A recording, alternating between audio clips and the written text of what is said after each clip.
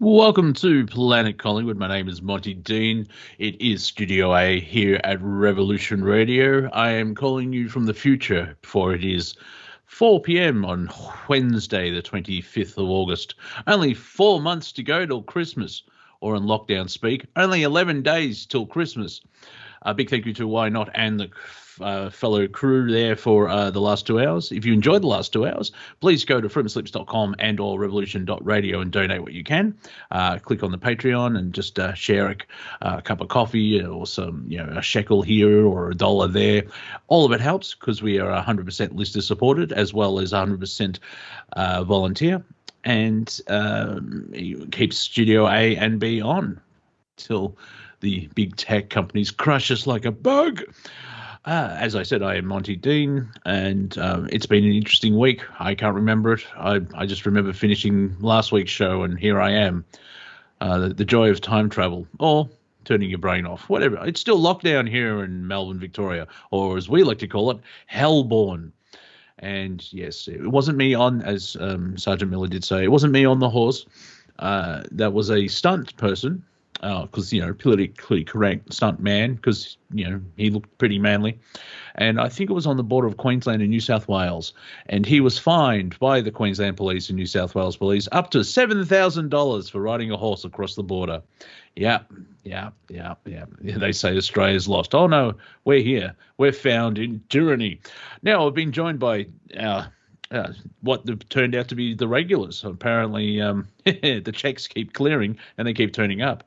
We have been joined by our Massachusetts correspondent there at the home desk in Boston. If I'm lying, I don't care. Brandon Young. How are you, Brandon? Hello, Monty. Thank you. Yes, thank you for doxing me once again. And yeah, because Boston's a small town. Yeah. Yeah.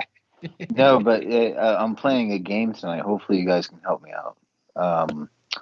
It is Who Am I? All right? Mm-hmm.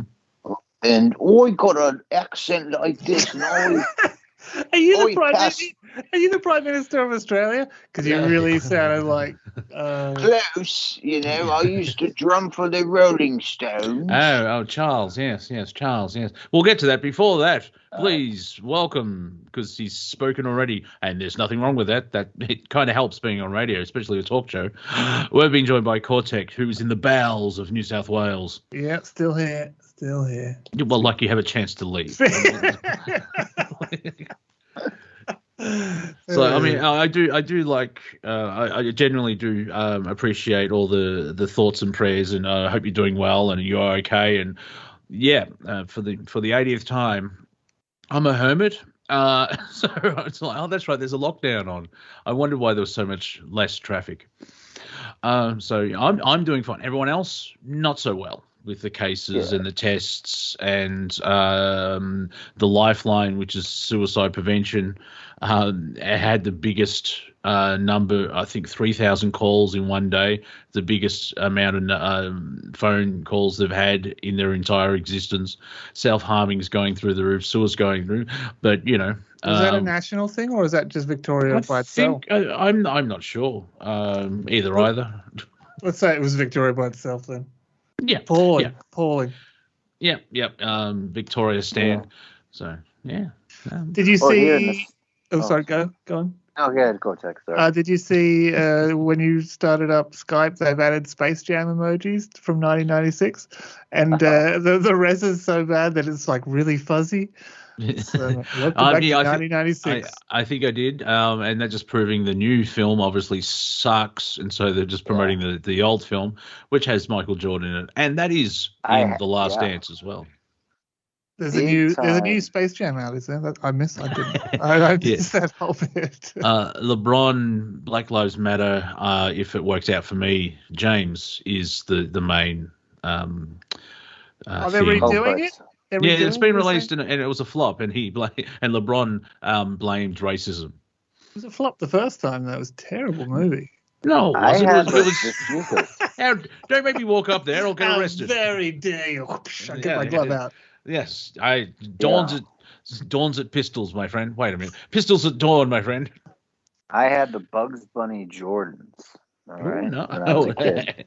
You took them They out of were the like pack. You took them out of the pack and wore them, though, didn't you? Couldn't help yourself. I did wear them, and they were $100. And then some kid threw them in the pool, and I got really upset. Yeah, no, that's $100 in 1996. Right, so $1,000. Yeah,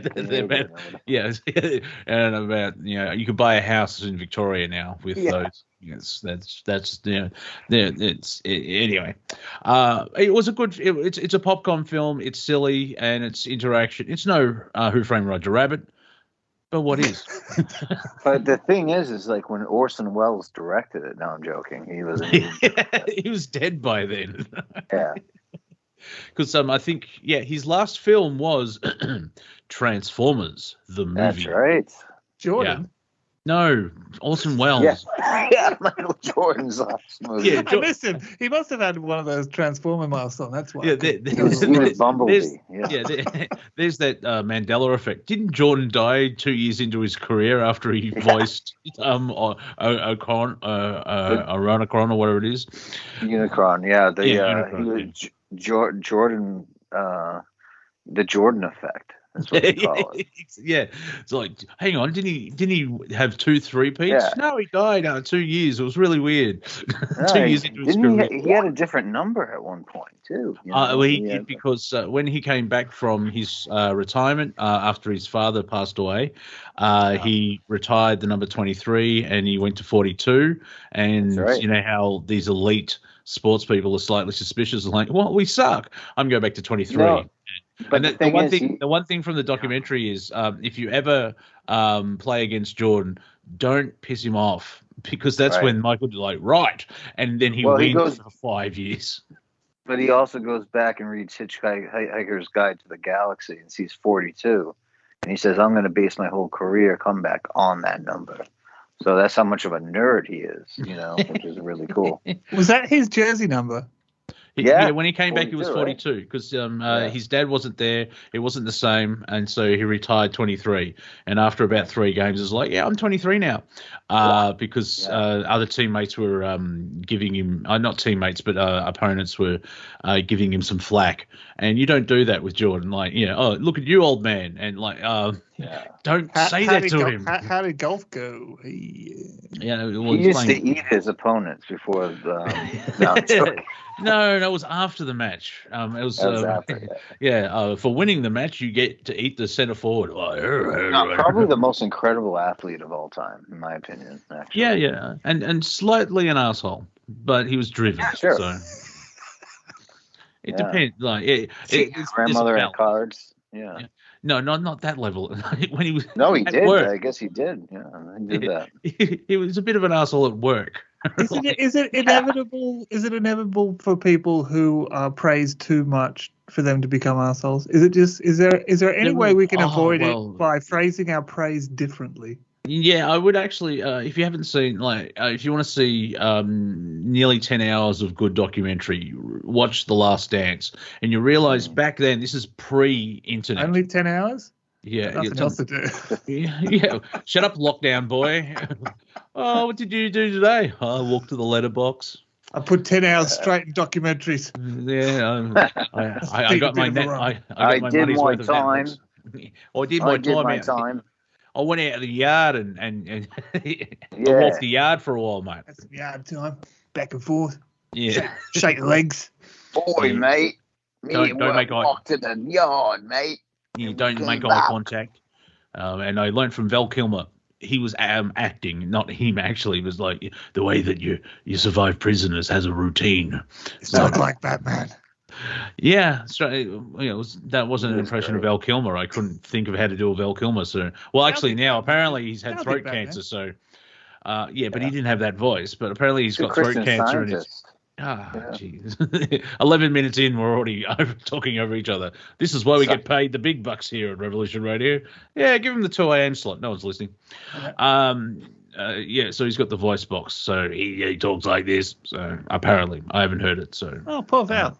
Yeah. There is a documentary of what he went through because I liked him stuff. If you one of his earliest films, and he does comedy so well. It's called Pure Genius as well. Amazing. Yeah, Pure Genius. Pure Genius. Pure Genius is Pure Genius. Oh, of course. And Top Secrets is top. That's the same people that did Aeroplane / Yes. Flying I like High. Top Secret more. I think there's just Now, more psych. all right, all right, prop okay, gags. all right, guys, you're sitting down. I'm going to nerd out just a tad All more. right. All right, I'll hold Go on. for it. Let's Yeah, sit let down. me finish that sentence. I'm going to I'm going to nerd out a little bit more than usual.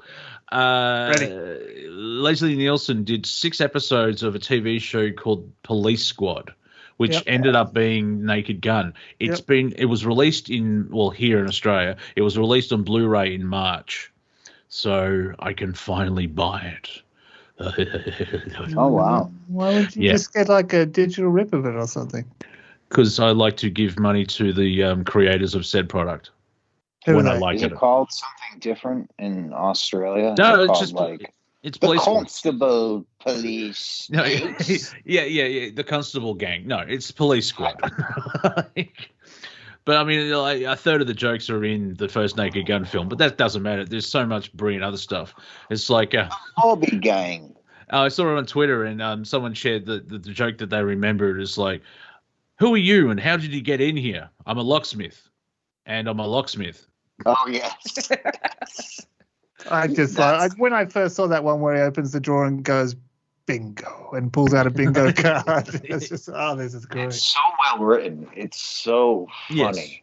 Yes. The It's same, so the good. Zucker brothers, and I can't remember the other gentleman's name, but they had like a stage show in Chicago, and they would have the show being promoted in a paper, and they had it was weekly, and so they had it every week, and what are we going to call the show? And they called the show this because of the advertisement or the listing in the newspaper.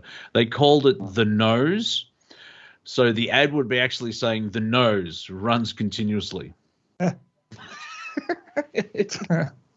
The only reason they called their improv show or whatever it was because of that ad. I'm like, this is the level of God. And they created basketball and then made a movie about it.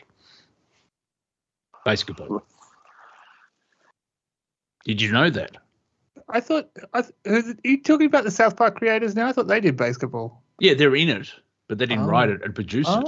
It's the guys who did Hot Shots and Top Secret and Aeroplane. I always assumed that was one of theirs as well. They've just started it. That's really good. No, just started it. And it's actually the producers made up the game when they were bored one day, and they eventually turned it into a movie.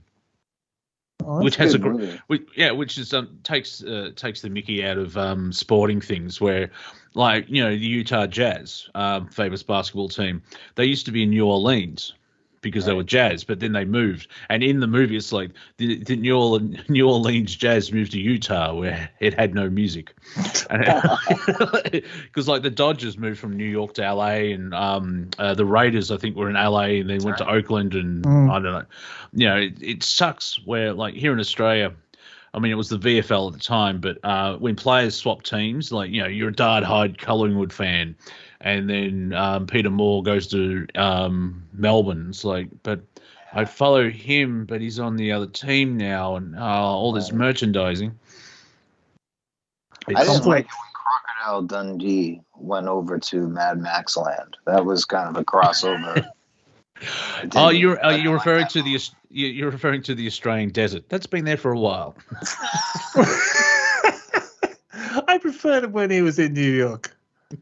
Well, yeah, I mean, yeah, it's a fish out of water story, and so that's why the second one is sort of the reverse type thing. And I don't know if they made a third. No, they made a third one. It was terrible. That's why I don't remember. I almost watched again this.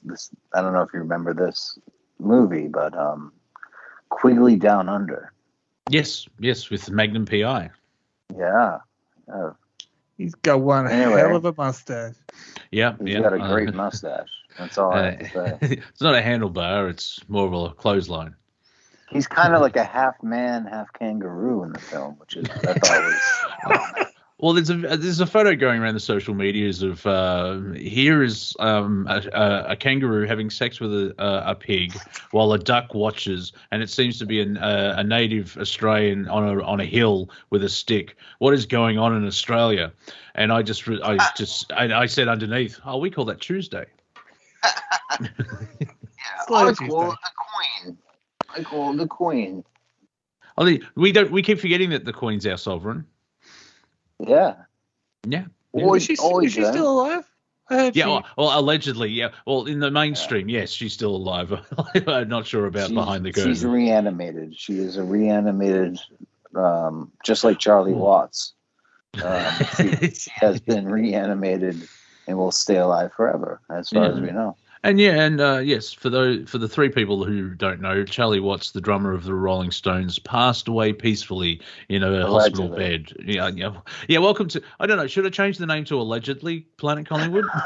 Because we look at reality and try and figure out what's true. I think it's far more. Jagger's going to bring a lawsuit. Here we go. What you doing? Don't make me get Keith onto you. Yeah. Hey, mate. Speaking of movies made by foreigners in Australia, Mick Jagger in the 70s played Ned Kelly in a movie. Really? Yes. Didn't know that. Yeah, well, I can tell by your response. Well, really? What was it called? Ned Kelly? I don't know. We're talking on the internet, which is basically the equivalent of the Library of Atlantis. I don't know how we can find out these things. I know. Yeah. What shall we do? Yeah. Do you know how to type? What's the emoji for looking? Eyes. So what's happened in the last week? Hang on, because I do two or three other shows. I forget what I've talked about, and I get to my show like, hey, sup? Yeah. Can we do the barbershop quartet yet? Trio. Well, someone got fired. It's very strict here. Get out, get fired. B flat. Collingwood. A flat monster. It's week 75 to flatten the curve. Yes. Week 75 to fight the thing. But tyranny's going off like a frog on a sock in a fry pan. Think about that. Canada is making deals for the next 3 to 4 years' supply. They've let that out of the bag. I'm wondering if the whole thing, like what is in the vaccines in Australia, what's not being able to be seen in the deal between the government and the vaccine manufacturers. What's being kept back is not the fact. I mean, the fact is that if it's not about people, it's being referred to as the flow on of the vaccine is what she said whilst not being able to say anything, kind of thing. So it's not actually about, if someone has a problem with it, they can still, take a lawsuit up against the manufacturer, but it's about something else. So it makes me think, is it to do with a pre-agreed, like a prepaid phone? The governments have made a deal with the vaccine manufacturers, and so kind of pledged to buy this much or way more, years and years supply, basically, just to keep this as an ongoing kind of thing. I don't know. What's your opinion? Well, interesting enough, the Australian government and the AstraZeneca contract cannot be released to the public due to national security. That's what I'm talking about. Yeah, which is code for we made a really big mistake and it could bring us down, so we're not going to share that information. We made a mistake, but we made a deal. Yeah, but if it's not about health, how is it national security? Which is basically code for the government made a mistake, or because it was health problems or something like that. Yeah, I think mistake is far too forgiving language. I know. I'm just saying. Don't make me come up there. I've told you. I'm not allowed unless we move. Let's transport our houses to 5 kilometers apart, and stand on the boundaries and point at each other. Small trebuchets and stuff. Yeah, oh, yes, exactly. Also, here in Victoria, they've closed playgrounds because apparently the kids can get COVID. There's no evidence of transference outside in the open air, but, it's for your health. Also, in New South Wales, they've shot dead some puppies because they didn't want people to come and pick them up because it's for your health. That's not cool. No, I know. It's like there's also it's basically the whole thing of no, we're doing it to save humanity. It's like, well, at the moment you're killing dogs, Mental health is going through the roof. You're destroying teenagers' existences. Businesses are closing. People are going to get evicted. So we're going to be not making anyone feel good. It is a dead dog. So we're going to be starving, homeless, and crazy. But hey, we beat that COVID, right? The ABC, as an ABC article talking about discussing about vaccine passports as well, exactly what people are demonstrating about overseas. Kind of, we've finally caught up, and the media is starting to push this stuff like it's an agenda kind of thing, and it's ridiculous. Between countries, it kind of makes sense. If you go into Nairobi or Chad, that's a country, not a guy I know. Well, I know a guy called Chad. Anyway, if you go to these places that don't have the same type of healthcare, you do need vaccines. But if I'm going to go visit Cortek to punch him, he won't shut up. It's the same country. Why do I need a passport? Also, if you apply logic, the passport idea just falls apart because the vaccine doesn't work. Well, it doesn't. No, well, you can still get it and pass it on. So what's the? Yeah, so I'd say that doesn't work. The whole goal is trying to push something that is just getting everyone buying into the yearly program of profit for pharma. That's all it is. You're familiar with We Are Change, Luke Gradowski? Sounds familiar. What do they do? He used to sort of do some work with Infowars and Alex Jones, and he's got his We Are Change thing. He would go up to elites and ask them about certain things, and like the Bilderberg Group and all that type of stuff. Lately, he's because he's in an RV camper van sort of rolling apartment thing. He was hanging out at Tim Pool's house for a lot. I follow him, and he shared a meme of that classic shot of Leonardo DiCaprio from Django. The D is silent, I was told, right after I was called racist. But why have the D there? It's like, da Django. There you go. Anyway, when he's laughing, that split, all these memes of Leonardo DiCaprio, they are seriously only 3 frames of film. It's like someone's just gone, and that. But it's him laughing. Perfect, I know the pointing at the TV and the one him laughing with a sherry in his hand. The one with the sherry in the hand. The text is watching triple vaxxers turn on the double vaxxers.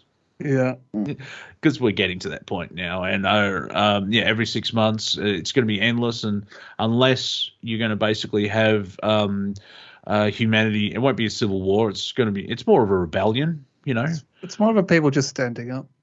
Well, and you're familiar with now I'm saying rumors because it's just simpler to say it that way, and it's even if it is 100% true, it could basically be stopped 3 minutes before it was going to go live. But have you heard about the rumors of the truck drivers here? I have, yes. I was going to say the same thing. Yeah, so in a roundabout way. Yeah. Well, the truck drivers of a company called Toll, which I find slightly amusing because they ship the calcium. What is it? The stuff that goes the fluoride, the calcium fluoride. Yeah, they ship the fluoride, and I just want to get a spray can and write death right above the Toll, but that's just me. Wishing won't make it so. It'll find out where the routes and where the guy stops for lunch.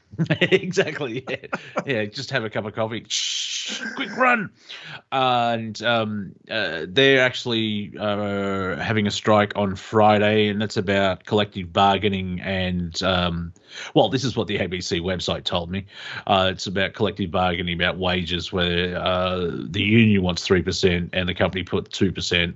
And there's warning, but what we're referring to there is a rumor that was going to happen yesterday, our time, and most likely they're saying it's going to be next week, so people can actually stock up for a week or two on foods because it's stopping the supply chain. And it's not industrial relations. It's more of like the government can get stuffed. Yeah, I mean, people should be allowed to demonstrate if they think anything in the government is wrong. Well, whichever way they do it. 3-4 years ago, they made protesting illegal. And so it's been that slow creep of decay of controlling everything. That guy, if you see the footage of the guy on the horse going across the border, $7,000 fine for riding a horse over Got to half. make an example out of him, though, don't we? Well, and also because people aren't, it's revenue raising as well, because the people aren't going through stop signs or red light cameras, and they're not getting their normal revenue because yeah, people, they must be losing a lot over that. Yeah. And is it Sydney? Was it Sydney or Melbourne? I don't know. It's all one shit show. But there was a. Yeah, yeah. Well, we're cell block EF and you're E, I think it is. But when Queensland, just one big episode of Prisoner. Oh, yeah. All the psychos start smearing poo over their walls, and they turn on the vents, and we all get the wind. Sorry, I'm sharing too much. There was an engagement party in either Melbourne or Sydney, and everyone's getting fined out their O-ring. And apparently, the amount of fines is over $300,000 for the entire group. Oops. Yeah. And this is, of course, from a deadly virus that has a 99.997% chance of surviving. Yeah, like the Spanish flu. If you got the Spanish flu, you would be dead. Little heavy-handed when you say just say it that way. Just a hint. Like the Spanish flu was much worse. You could die from it in 72 hours, or 3 to 4 days. It worked so fast, and they did less of the restrictions back then with a deadlier virus compared to now, where Well, we know on Instagram. We know it's the underlying things all about control and testing out these things. Even having a patent for locking down the world. My God, they must just be so over the moon. But like the mainstream, or with respect to the normal people, like the general public are starting to be aware of, like, hang on, because doctors aren't allowed, if they go against the narrative, they'll get fired and lose their license. So there's that element of coercion and extortion and just a hint of tyranny. That's science. Yeah. Because apparently questioning science isn't science anymore. I'm like, I'm sorry, what? Wait. Science is what we tell you. Yeah. No, that's a belief, actually. It's not science. If you can't question it, that's a belief. A cult. So... unless they own real estate, and then it's a religion. Yeah. Oh, and my mum actually had her first jab yesterday. So free will, calm down. She had the shakes last night. I'm like, no, really? I didn't say it that way. But she's very... Did you stay on the line until she started developing side effects? I know the in the big questions and the big things, I told you so. It never has the same satisfaction, but I can see you shaking, and I told you so, Mom.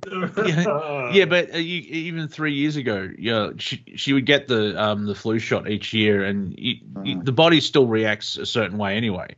It wasn't like she was having an epileptic fit, like what? Yeah. I was going to say, don't start with that American Australian English battle. Like, the only loser here is the language. Now, a winner has actually won. I think it was Randwick Race 3. Pony is here. See what I did there? It's an equine joke. The white horse rises.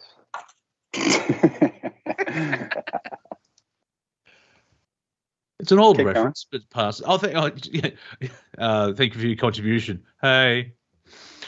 We're following Mum, obviously, seeing what's going on. She's feeling lethargic, but that's still, it's I can't remember which one he got, but if we're living in a placebo universe, if you think good things will happen, most likely good things will happen. If you think negative things will happen, most likely negative things will happen. So remember, you do create your reality. Think positive, stupid. Yeah, but you also but there's a trick to that, because you shouldn't ignore all. You have to do the work. You have to go through your traumas. You're not all. I don't ignore the mainstream media. I know I acknowledge they're there, and then I'll walk away. Oh yeah, cool, click. It's instead of like la la la la, because if you ignore it, it gets stronger. The universe is kind of weird that way. It's a joker. It's a midnight toker. In on the strain of Joker, did you hear the UN wants to limit consumption of red meat to 14 grams a day? Yeah, but the UN is a massively corrupt thing, and no one listens to. I know, but it's just like the runways on Paris come out with these things that look more like a push bike than they do a pair of shorts and a t-shirt, and you go, well, I mean, who are they? It's because there's no profit in cattle, kind of thing, compared to crickets and GM foods they're trying to market. Well, they're trying to shift it. They're trying to control everything, and climate change. But we'll get into that later because we've been joined by Harry, another Victorian. How was lockdown for you? Week 3 of it's number 6. First I was afraid, now I'm petrified. No, I'm not. you were petrified? No, I went down to the rally to protest the lockdown the other day on Saturday. What was the vibe? Beautiful. Yeah. Yeah, well, until the police went Nazi. Yeah, there's a guy called Topher Field, I think his name is. He was live streaming, and he was doing a lovely commentary of it, where just because you couldn't really stay in one spot, you had to keep moving to sort of disorientate the police. But once the crowd got to Victoria Parliament, they started to kettle in. And I'm sure they were antagonising, and they broke through the cordon. That's the footage that the media used. Look, these thugs, and that's when they started throwing tear gas. And then eventually they ended up. Now I know I'm giving local references. Don't worry, Harry knows what I'm talking about. But out the front of Flinders Street Station, and that's where you got the footage of a captain or someone with a rubber bullet gun saying, "Here we go, boys! Come on, pussies, let's go!" Like goading the protesters. Yeah, and of course, apparently there was 6 racists there, so everyone there was a racist. Like, this is the mentality people have. Is like, well, there were white supremacists in. It was 8,000 people or more, but yeah, there was three racists, and so everyone's a racist. Like, and I thought, it's so hard not to type back replies on Facebook. Well, those white supremacists vote, and you vote, so therefore. You were there, Monty, were you? Oh no, I'm not. No, of course not. I was watching from afar. I'm a hermit. What? Go near people? What's wrong with you? Your spyglass. All right. No, it was well, all that drama that's made up about all this altercation. It was minuscule compared to what actually happened. Yeah. So tell us. Well, which one were you at though? Were you at Flinders Street or at the Parliament? Got to the Parliament one. Okay. Yeah, because I had a couple of friends. We went together and we got there a little bit late. We got about midday. We got there about midday, but we were at Victoria Market, so we had to walk a few blocks to join the protest. Yep. So, which is the other side of the CBD sort of thing, isn't it, Monty? Yeah, about 5-10 minute walk. Yeah. See, it's kind of hard to explain Melbourne CBD. So, walking along. Even with distances, like, it's about 3 blocks, and that's about 300 metres, which is, 150? Oh, stuff it. So anyway, we had to we cut across a couple of blocks and then found the end of the procession, and just as we were getting there, all these police were in front of us, and they were all like holding people down and spraying people and all that sort of stuff. So we thought we wouldn't enter there because they'd probably grab up as well. So we backtailed around the block, come up in a block later, and by that time one of the girls had taken off to run up. She wanted to go get involved quicker, so she took off. And me and another friend, we just walked along, and then we ran into this bunch of police that were coming up from behind, and to join the crowd as well. And on the footpath, just walking along, not like in riot gear or anything, but that was the time that I shouted out to my friend Kat, and I said, "Hey Kat, watch this." I said, "Thanks fellas, we've got an escort." And I put my sign up and started walking. and join the parade. But it was really good. It was really peaceful, and it was really nice. And of course, I didn't get to the front because I got to the end. And by the time I got to the end and started walking up to the front, everyone was turning backwards and walking away. But when I looked in the replay from a helicopter for the whole thing on 9 MSN Facebook page, because I was trying to catch me and my friends out in the crowd, sort of thing, and you could see actually what happened, and the guys at the front, the agitators, were obviously paid agitators. You could see them going off, and actually I saw them. I recognised them when I saw them at the end of the march, when we ended up back at the Victoria Markets where we parked. So it was handy, but they started throwing things again at the police who were cordoning off other streets. You know, and all of us were saying, "Hey, stop it, you idiots!" You know. But and then of course that provoked more, and then more police came in and more horses came in and more arrests happened. But we just walked away from it, like, you know, it's not part of us, sort of thing. You know, and that was that. What made you think? What made you think that the people at the front? Oh, echo. What made you think that the people at the front were paid agitators? Because I saw the same guys at the back started the same thing and then ran away. Yeah, well, I mean, you got 8,000 people, and of course there'll be troublemakers, but on both sides, if you want to be fair, like one of the shooters, there's photos of it. Like, you could see the joy. The Lenny Henry joke, you know, he's doing a black character from Alabama. It's like, yeah, our local sheriff never hit a man in anger in his entire life. It was pure pleasure every time. Yeah. And one of the guys screamed out, "You weren't hit with rubber bullets." You know, that was one of the guys who was, you know, we were having, well, two of us are saying, "Don't do it." Yeah. But I mean, it's where I think we've surpassed London with the amount of lockdowns for a city globally in the 18 months. We're lockdowns work, so we're going to have another one. I don't think that's how it works. It's not. And they're announced as well. They're all Year 12 students will be vaccinated by October, so they're going for the kids now. Yeah, that's not cool. Yeah, it's insidious. It really is. Just. It is. It is. That's a very, very accurate word to describe it. But the programming works because you got the frustration of being in lockdown because the government's saying cases, blah blah blah. And so people need to vent, and so they blame the protesters. Like, I saw people saying they're selfish. We'll be in lockdown for another year now, or some weird stuff like that. They don't realise it's 0.03% of chance of dying. Some people think if you get COVID, it's a 38% chance of dying.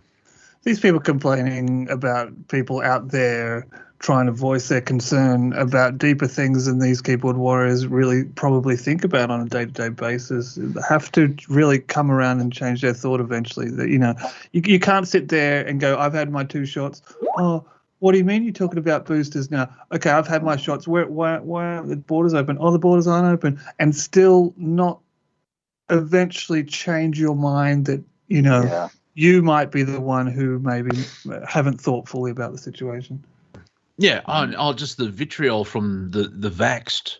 The term bootlicker is now being used on the internet way too much now since Saturday, because if you follow the government line, you're one of those bootlickers, because we're doing we're doing the right thing, but we're still being punished. It's like, maybe we should change then.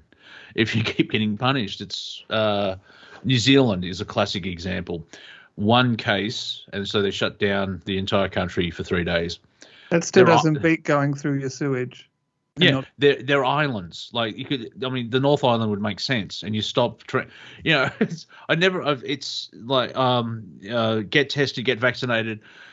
Well, we usually stop the virus, and then you let people in with the virus. Maybe stop that. There's that interesting study from 2015 that Joe Rogan is talking about that doctors are sending him, which talks about any vaccine that doesn't kill the virus makes it stronger, helps it mutate, helps the pathogen evolve. Yeah. Yeah, and the main crux of the protest is the lockdown and the response of the government to whatever is going on, because pandemic, health crisis, blah blah blah. I mean, begs the question why we need to do this in 2019 with all the influenza people dying. But let's not bring up logic again. But you also have you lose the general public because you've got people screaming, "Hang all the pedophiles that are in Parliament." And that's kind of now there is possibly that is true, but don't maybe let's just stop do them all to be safe. Yeah, yeah. Ropes, so Terry Pratchett, who wrote the Discworld novels, he wrote a novel about Australia in Discworld called XXX, like 4Xs, and so it was called 4X. And any politicians that was voted in 4X, they went straight to jail to save time. So the main character had to go see the Prime Minister or a local minister, and had to go to the jail to talk to him. Good Omens is a great. That's cool. Is that where the beer company named their shit from? No, I think Terry took the name from 4X. I'm not sure where 4X got their name from in Queensland. Good Omens, the TV show was that good. They had so much fun that Neil Gaiman is writing a second season. That's right.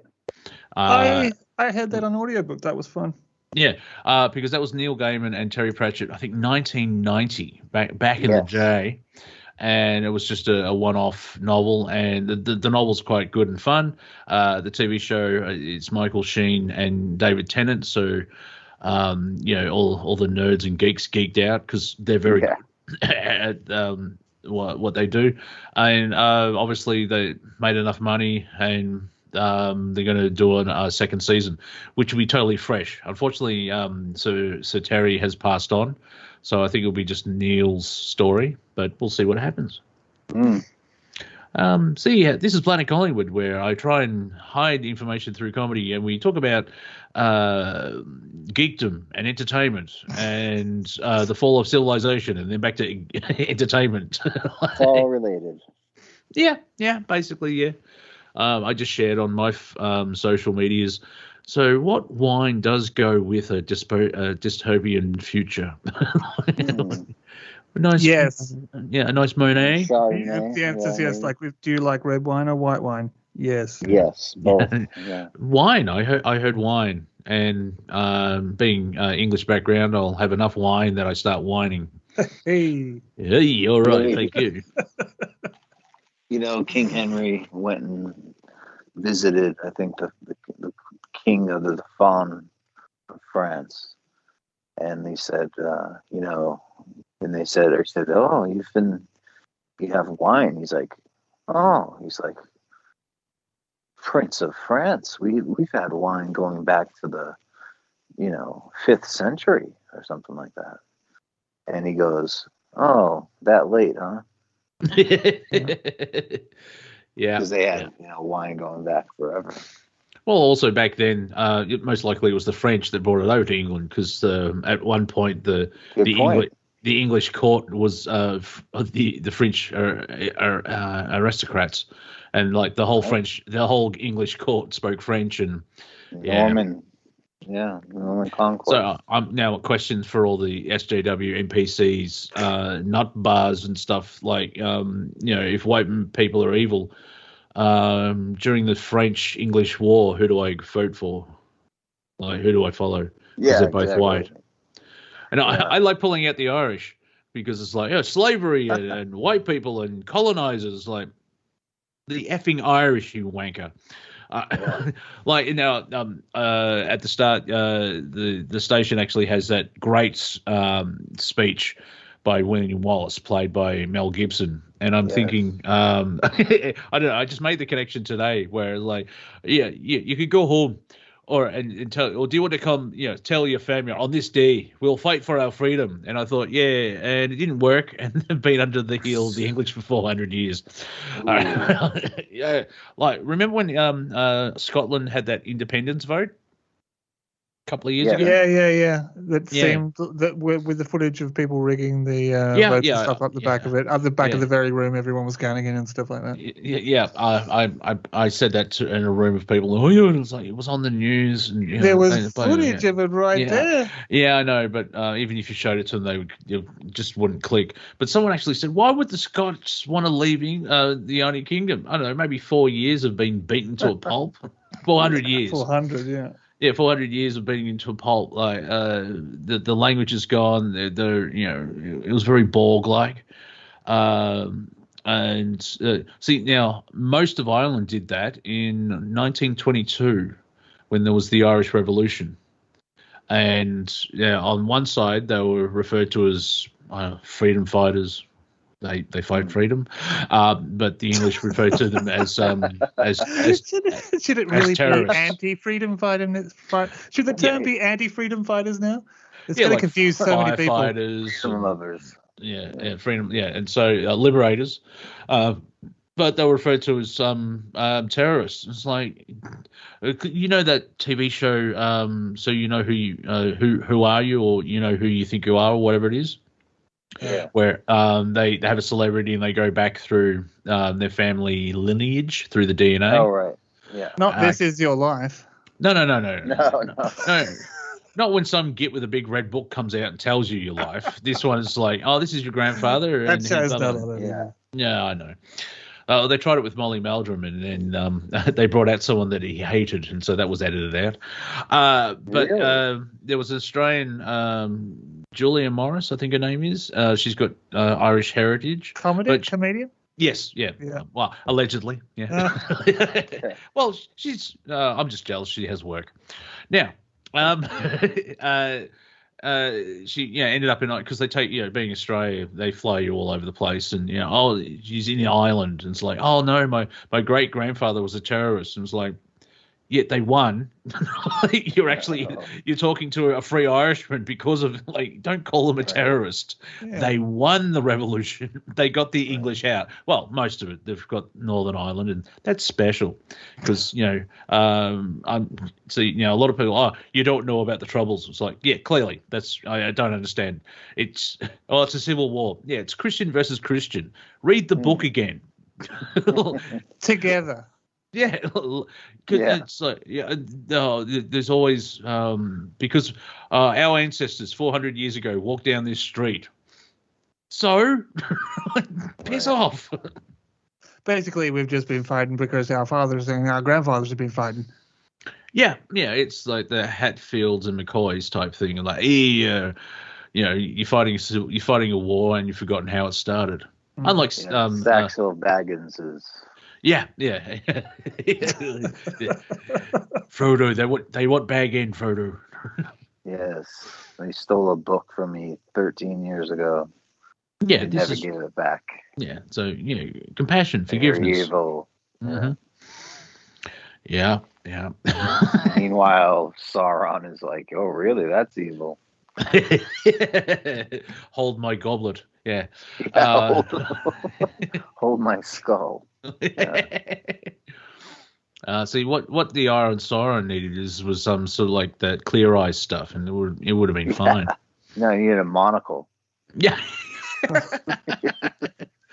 Oh, they've changed Lord of the Rings. Really? How? Would have magnified it. Yeah. He's got a monocle now. What? Yeah, because it's ableist. What? Yeah, no. Yeah, he's trying. It's like he's a hipster. So like, yeah, the goatee doesn't. A little top hat. Yeah, the goatee doesn't work either. Yeah, a little mustache goatee and stuff. Just to get this straight, you guys are describing Sauron the hipster. Yeah, with the monocle. Okay. Yeah, the big monocle. Mm-hmm. Yeah, the big, the eye. It's drinks monocle. Soy lattes. Oh yeah, no. That's how evil. Yeah, that's how. I only have the almond milk from the Shire. That's decadence for me. Yeah. And that's Saruman. So yeah. Oh right, that's Saruman. That's a different guy. Yeah, that's a different one.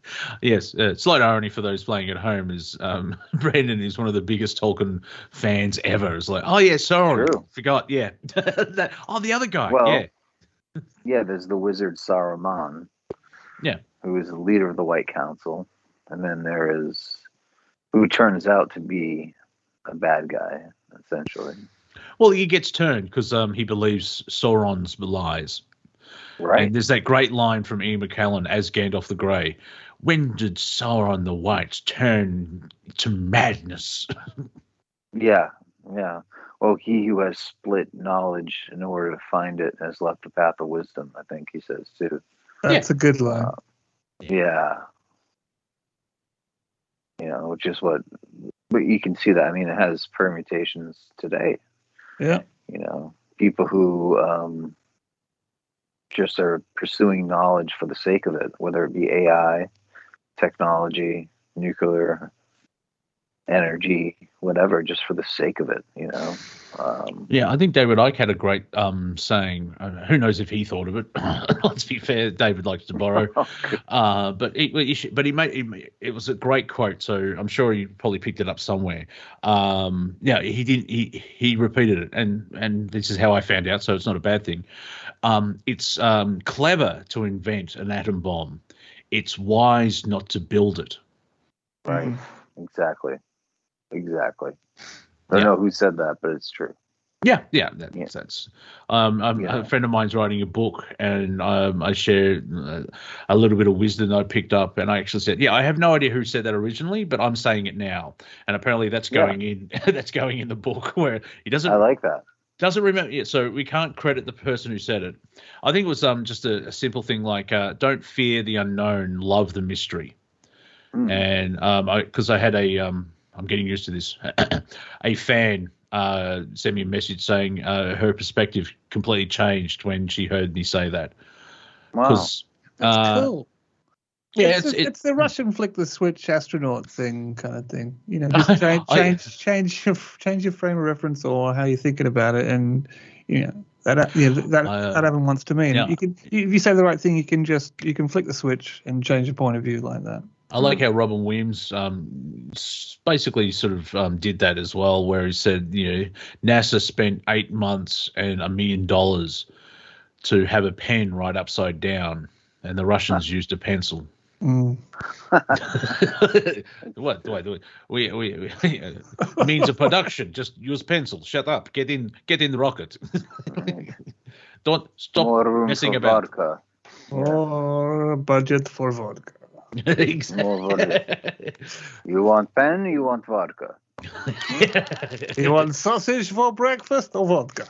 What do you want to live, or do you want pen? Yeah. Yes, pencil. That is yes.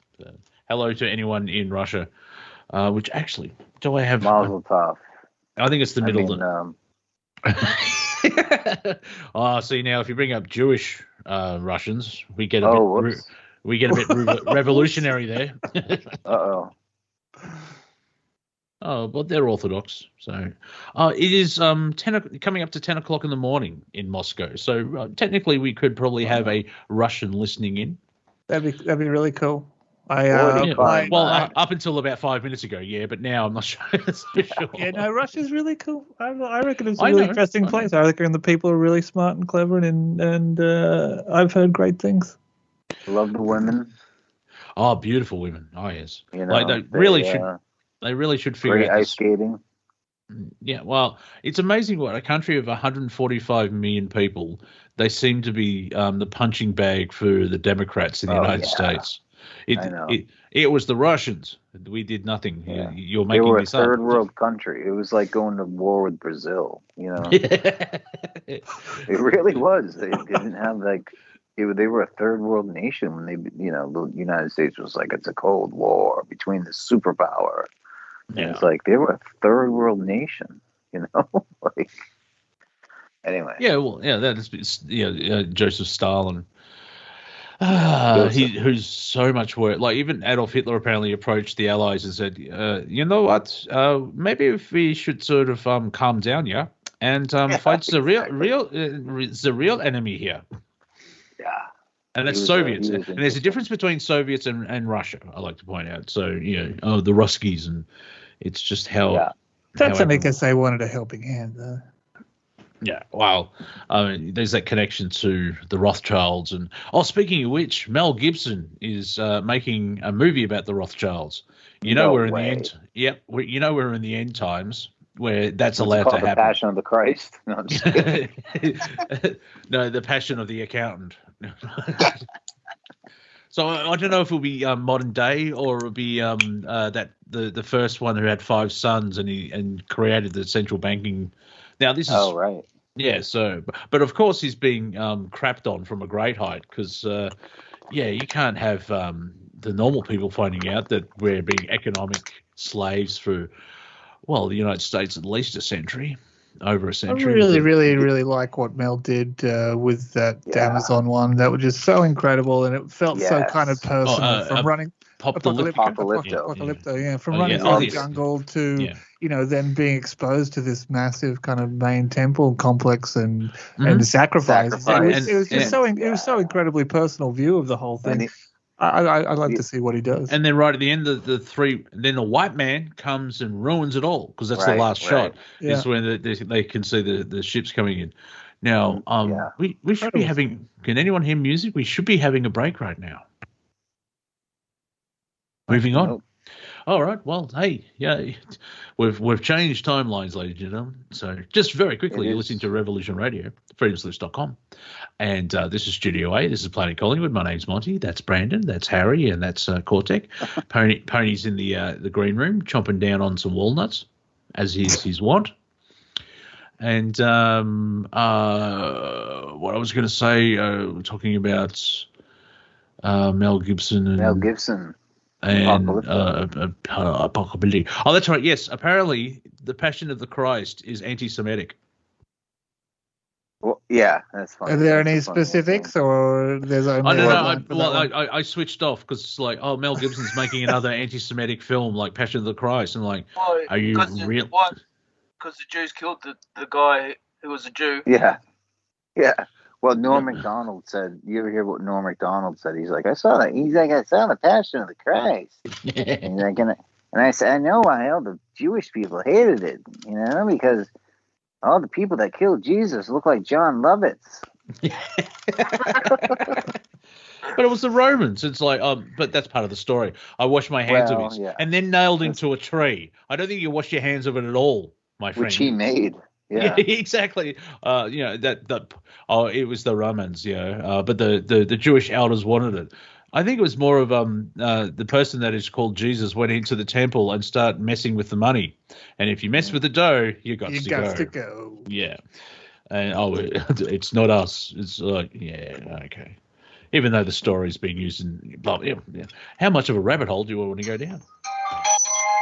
All the way, Monty. All the way. Okay. That's what she said. Hey.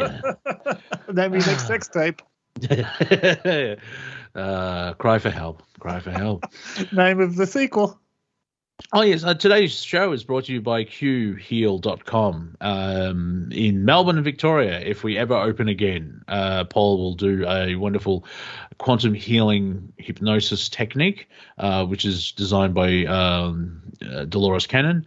And just check that out. I had a session and it was fascinating. And he was guided to let me have a session as well. So it was all part of a cunning plan, to quote Blackadder. Oh, and also tonight's show is brought to you by SJ's Ninja Dojo for Squirrels, where your furry babies can learn the way of the squinger. SJ's Dojo for Squirrels. Let your rodent defend you. I just like saying that. I've been using that gag for about 4 years. It makes SJ still laugh. Well, I have about 4 of these squinges, and they protect my property at all times, and they're actually really good. You never see them. You never see them. They've got a racket in your front yard, and you're paying them protection money. Is that right? Yeah, well, it's very cheap. It's just very, very cost effective, and they love to snuggle during the day. And so these little squinges are so cute. And I implore like the whole audience. Yeah, you gotta get the squinger. So when you're getting a squeegee, don't forget about the squinger as well, and check out SJ's Squinger Nerd turtle beings. Yeah, see, that's why sometimes I don't interrupt you, Brandon, because you dig a hole so well. I kept on digging. I kept on going. Yeah, he's going for a run, ladies and gentlemen. Over the shoulder, one more shovel, and over the shoulder, one more shovel. He's going for a run, and he's hit China. Should I go again? Yeah. I like this. Good. Turtles. Anyway, squirrels. Being. Yeah, I'd like that. You got to be careful. Now, apparently, in the Squinger collective, they have trash pandas' lives matter. So you got to be careful. Right. You don't want to indoctrinated Squinger. No, you don't.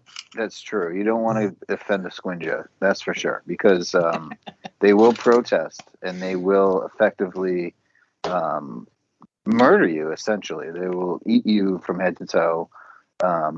And private parts first, I heard, is what I hear. So I saw this video of this old guy, and he had a tub of frankfurters, and he was feeding all these raccoons, and there must have been about 30 or 40, and they're quite well fed kind of thing. But that just looks so good. He was kind of happy. Oh, here's one. Oh, and the second one for you. They're kind of just hanging off and just going. They're like little Ewoks. yeah. Well, they have like. A production of, or a restaurant who was doing a Rocky Horror Picture Show theme night.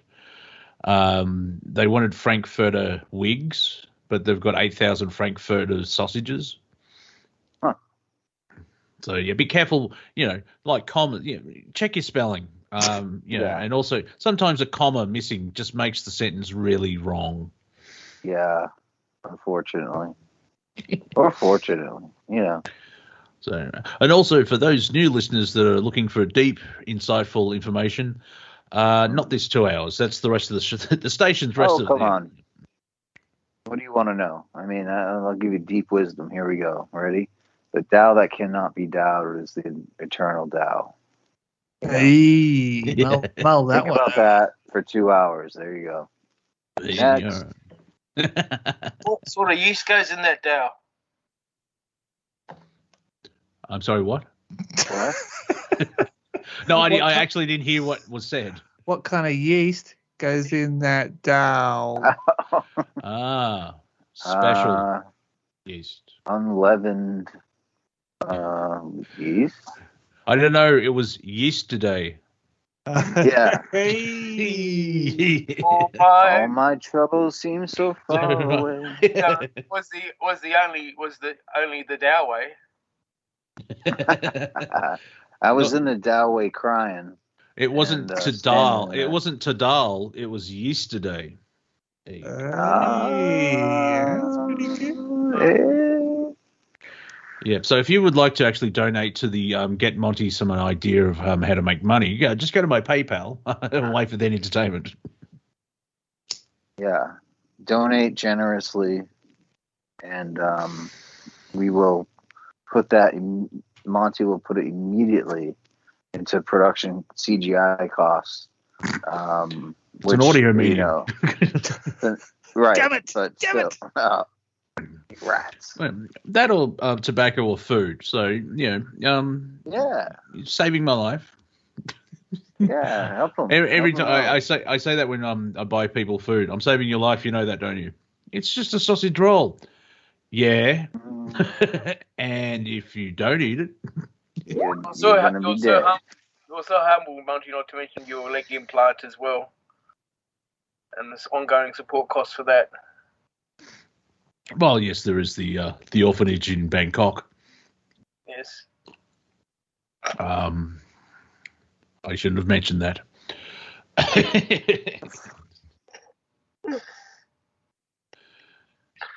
So.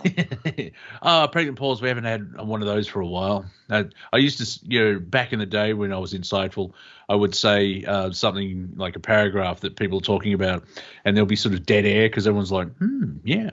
Well, if you mention Bangkok, there's a couple of pause for pregnancy there. Yes, it's actually a location, not a martial arts move. Oh. Hiya. Oh, right in the plums. So, apart from going on your we'll call the Protester Festival, how is the life of Harry in lockdown? Well, quite simply, it's very peaceful and a lot of fun. I mean, I've got friends coming over, and I go over to friends' places. I was going over to Paul's, but after the police came there, I think it was because of me that they came actually, because I took my guitar and played music and stuff. I've got a friend coming over and plays music, and we're putting a set together to go out busking, and don't really give a rat's about the lockdown stuff. It's just, what kind of guitar people... do you play? What kind of guitar do you have? I've just got a Australian model called. I've got an Epiphone as well, but cool. I've got predominantly artist guitars. That's an Australian company that's got a factory in China, but it's all sort of.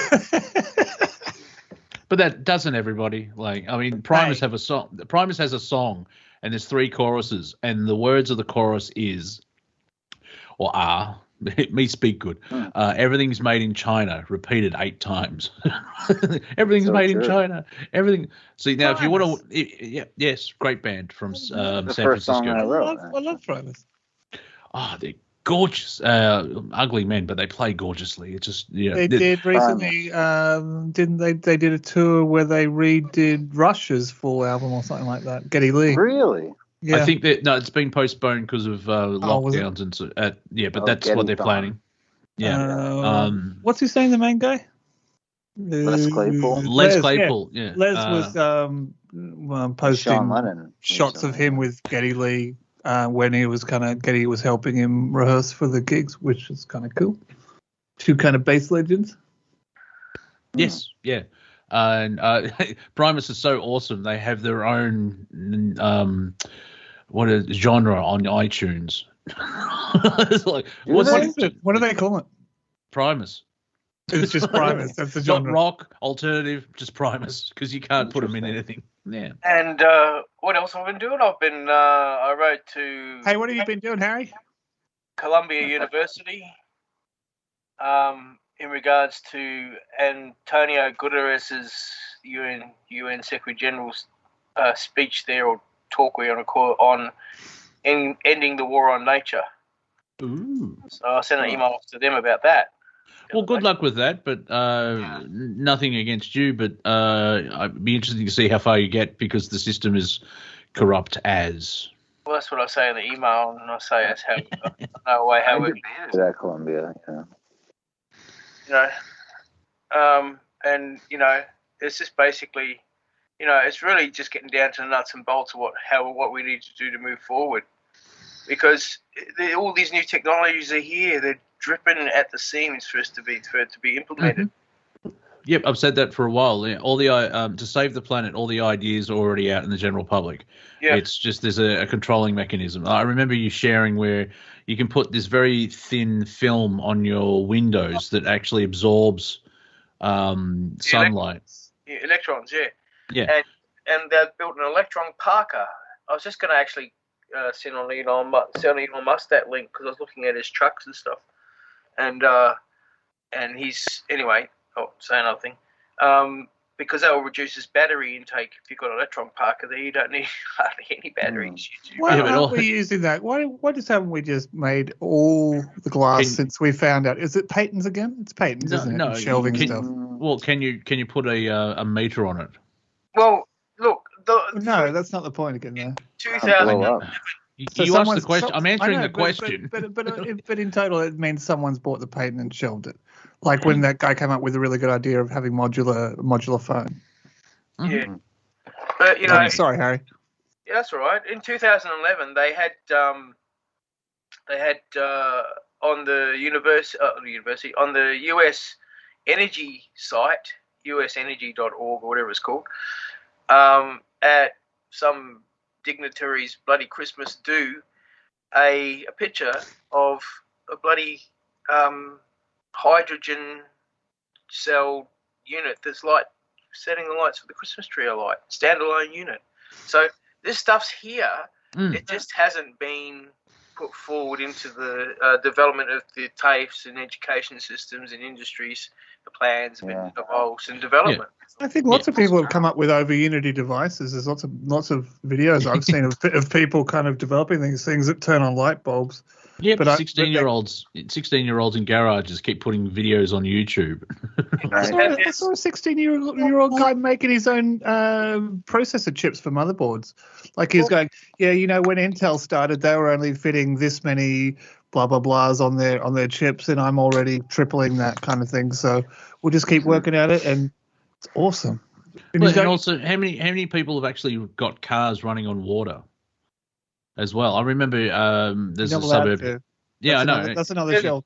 You can make a toy out of your invention like that and sell a toy about it, but you can't actually make something that would make people extrapolate that to the rest of their life. The major corporations will lose control. Yeah. It's fascinating. Like the argument of we have to ban straws.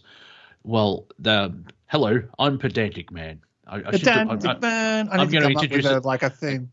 Yeah, I know, because I sound like Johnny Cash, so I'm going to do that from now. Hello, I'm pedantic, man. We need to ban petrochemical straws and make it with something else. And usually by then the normies have just glazed over and moved on because, no, we have to ban straws. It's like, they think that plastic can only be made by one thing. Right. And there's many ways of doing it. Even just bamboo. But no, we have to ban plastic straws, so you buy a metal one. I think it's going to last longer. What do you need a straw for anyway? It's for lazy people. Lazy people need a straw for anyway. Why do I need a glass? Yeah, why do I need to pick up a glass when I can just suck?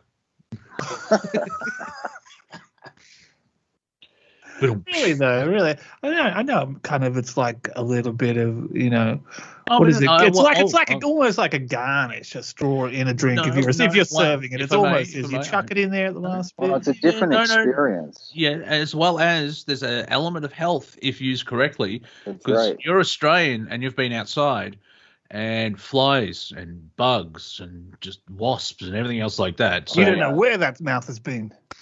Also, it doesn't stain your teeth. Did you say mouse? Mouse. Oh, right. Okay. I was like, why do you have mice in your drink? Hold on, that sent me in a completely different direction. Yes. From the chat room, Flippy Woody Planet. See, the Flipster has changed their name. What he does every week. Yeah. Did you just assume their gender? Why a duck? So I've just gone to that Monty Python sketch, but why a duck, sire? Because they can float. Sorry, Flippy. Yeah. If I assumed anything there. It's okay. We apologize to the great Flippy. And the flipping. Do not bring the wrath of the flipping on you. Yes, do not flip out. Don't flip out. Yeah. It's like here in Australia, people with red hair are called blueies. And no, it's they're like, not. Yes, dogs are. No, they used to be called blue. Sorry, I'm from the 20th century. Shut up. Redheads are called. Oh, okay. You've been trying to be polite. Yeah, well, or ginger, which is a jumbled way of saying another word we can't say on radio. MNIs used to be called them ragheads. Yeah. But the term blue means you basically getting into a punch on, and it's because people kept picking on the redheads. Oh, he's bluey. So leave him alone. Stop throwing rocks at him, you stupid. And Hollywood hates redheads. Hollywood hates redheads. Anything they do, like if you notice, like diversity and across the board. The villain or the ladder climbing protege of the villain, rangers. No. If like say MJ from Spider-Man, they keep hiring someone. They keep changing. The redheads are being slowly removed from entertainment. Oh, Nicole Kidman. Maybe they're slowly being removed from life itself. Which is really bad because like they actually have in Ireland they have a redhead festival, and I saw a photo. I'm like, oh, look at all those goddesses, red hair and green. At you, Monty. The Celtic. Celtic blood, but green eyes, red hair. It's so big trouble in Little China. It's like, Big Trouble, Little China. Yeah. Kurt Russell. Yeah. Who's getting work in the Fast and Furious movies. Is he? Is he? Oh, that's good to see. Yeah, well, that just you don't obviously watch those Does crap. he play Vin Diesel? Yeah. No, he plays a CIA agent called Mr. Nobody. Oh, of course he does. Yeah. Classic CIA name. Well, yeah, It'd be funny if he played like if he played the Gladiator instead, from Gladiator, the movie Gladiator. Well, actually, I just I watched. Have you seen a movie? It was on Netflix, but I mean, if you sail the high seas, you can easily. I think I've watched the entire Netflix catalog. So come all on. right. Master. No, War Machine with Brad Pitt. No. It's based on a book called The Operators, which is a satirical movie about what happened in Afghanistan. And at the end of the film, I was like, oh, it's not based on actual, because I'm going, well, this doesn't seem real. I didn't realize it wasn't a sort of a documentary. It was a satirical look at it. But Russell Crowe has a cameo right at the end. And I'm like, really? Is that Russell Crowe? Yeah, he's only on for about 10 seconds. Does he say anything? No, a non-speaking role. He's the general that takes over the coalition in Afghanistan in the book. The only name that he has is Bob, and it's like, yeah, cranky.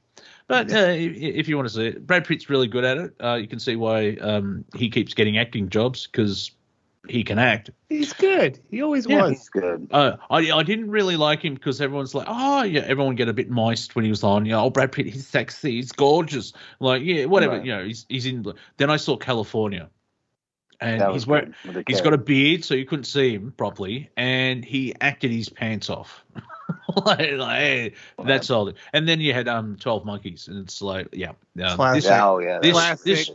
this contemporary drama for Seven. today's. Yeah. It's like, this chap can pretend, ladies and gentlemen. He can. He's pretty good. Yeah. Definitely got that. He's a good actor. I mean, if you watch Once Upon a Time in Hollywood. So I recently watched that again. Yeah. I thought he was excellent in Burn After Reading.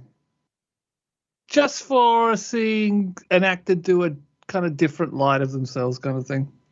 Yeah, I think it was cool. It was, He's got a great cameo in Deadpool 2. Does he? I didn't know that. I forgot about that. The invisible guy? Oh, no kidding. That's him. And so when he gets electrocuted, spoilers, when the invisible dude gets electrocuted, that's Brad Pitt when you see him. Oh, wow. There you go. So, that's the power of Ryan Reynolds, because he's friends with these people, and apparently the new film Free Guy is really good, and there's a lot of cameos in it. Is it? Yeah. So he's got a blackmail on. I've heard he has blackmail on each one of them, and that's how Well, he's a nice Canadian chap. So just don't go to his bordello. Yeah. Ooh, hello. Revolution Radio, getting the scoops. Yeah, the inside scoop. He is getting around. He's in Fortnite. But also, it's Planet Collingwood, so we're making everything up. So, any medical advice you get out of Planet Collingwood, please see a doctor. Yeah. Ryan Reynolds is in Fortnite as an ATM AI at the moment. So to code that. But he's got a really good humor. Like, I think the creator of Deadpool's a new character. It's like 15, 20 years old, I think. And because I'm 47 and a half, I can say that. So, 20 years is not that. That's only half of my lifetime. Technically, I'll be middle-aged. Mind you, 150 years ago. Technically, I'll be old. What you got to do is forget about numbers on your birthday and forget about your stereotypes of normal ages, and program your body when you want it to stop aging, and shoot for a number in the triple digits. Just give your body that subconscious that's what you're aiming for. The only hint that I'm aging is the hair color's changing. Wow. Yeah. There's obviously something wrong dietary. That's stopping some kind of flow. Ladies and gentlemen, maybe not enough fruit and veg. Ladies and gentlemen, new segment here on Planet Collingwood. It's Dr. Cortek and his bullshit. Follicles. follicles. So, but I think it's because it's the hair is constantly cut, and so it's because I used to have an undercut, and trauma. and so like there's white bits on the chin, but other parts of the hair on the body aren't as graying, and so distinguished. Salt and pepper, silver fox, but with the undercut where like the lower half of my head, because I grow my hair long and I'm into metal, and it's Australia and you sweat like nothing else. You gotta swing your metal hair around. Yeah, exactly. But you need less hair because of heat. But I've grown, it's grown back, and so the lower half of my hair on my head is slightly graying, going to white, but the top is still rich with thick color. So I don't have to be crazy with dye or anything, because it's just doing that naturally. Nice. Yeah. Obviously, if you're familiar with Metalocalypse. Brutal. Yeah. Oh, so good. Okay. Sorry, Brad. Oh no, I was gonna say, like, it always looks a little too much when my older brother did it when he dyed his beard. Yeah. There was a product in Australia called Just for Men. Just for Men. And they never really had the kind of spectrum of the nice brown natural beard color, and it was just like jet black. So anyone who ever did it was just blacker than black, like the carbon blacks that are blacker than black. Yeah, exactly. Never looked really remember real. Cortek, remember I think it was an international ad, but and maybe an Australian overdub, but remember the Reebok ad where it's like, do you have anything blacker? Because it's someone showing a goth all these shoes, and they keep showing, do you have something in black? I do. I get a black. Do you have anything blacker? It just makes me think of Campbell's Cash and Carry. You can get anything you like as long as it's white. And there's this black chick with an afro in the commercial, and you think back at it, and it was just so wrong. But then that was then. This is now. Yeah, but we had a sense of humor back then, and we didn't take things so seriously. Now, of course, I can't think of any example of the stupidity of it all. I can't believe that you take anything more seriously now than you did then. I don't think anyone does. Well, and I get in trouble for it. That's about the only thing. I don't self-censor. I just can't be asked. I don't have to put up with all the grief. Like, how dare you? Did you say that? Oh my God! What about? I remember saying a joke to someone. A fur seal walks into a club, and it's like, that is so. How dare you? It's like, I'm not saying go out and do it. It's a joke. Some people get so worked up so easy, and it's so amusing. I've got a friend who has recently kind of entered into a relationship and so drinks a lot more wine. I end up saying kind of, because she gets it through her work kind of thing. I said, oh, watch out! You drink too much of that wine, you become a homosexual or something like that to him.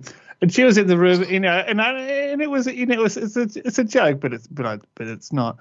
And she she gets so worked up, and it's like, oh, come on, this is yeah, well, this is hilarious. The joke, Yeah, if I talk about the First Nations of Australia, because we have to say it that way.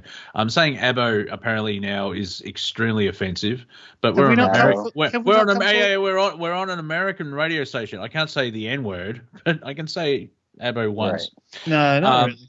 No, well, I said it twice. But my point is, they do find it highly offensive because it's being used. It's like, yeah, fair enough.